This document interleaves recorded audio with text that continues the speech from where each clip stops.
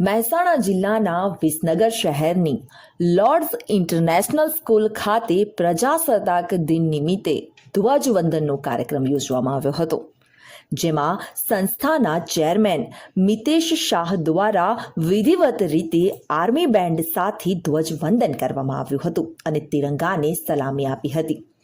બાળકો દ્વારા ઝંડા ગીતની રજૂઆત કરી ભારત માતા કી જયના નારા સાથે વાતાવરણને દેશભક્તિમય બનાવી દીધું હતું. ત્યારબાદ ચેરમેન દ્વારા બાળકોને ઇકો ક્લબ વિશે વિસ્તૃત માહિતી આપવામાં આવી હતી અને શિસ્ત અને સ્વચ્છતા વિશે બાળકોને સમજાવવામાં આવ્યું હતું. ત્યારબાદ પ્રિન્સિપાલ નીપાબેન શાહ દ્વારા પોતાના વક્તવ્યમાં દેશભક્તિ અને શિક્ષણ વિશે તથા આપણા દેશના શહીદ વીરોને યાદ કરી વીરગાથાની માહિતી આપી બાળકોને જાણકારી આપી હતી. સમગ્ર વર્ષ દરમિયાન ધોરણ 1 થી 10માં અભ્યાસ કરતા અને પ્રથમ, દ્વિતીય અને તૃતીય નંબરે ઉત્તીર્ણ પરિણામ મેળવનારને એવોર્ડ આપવામાં આવ્યો.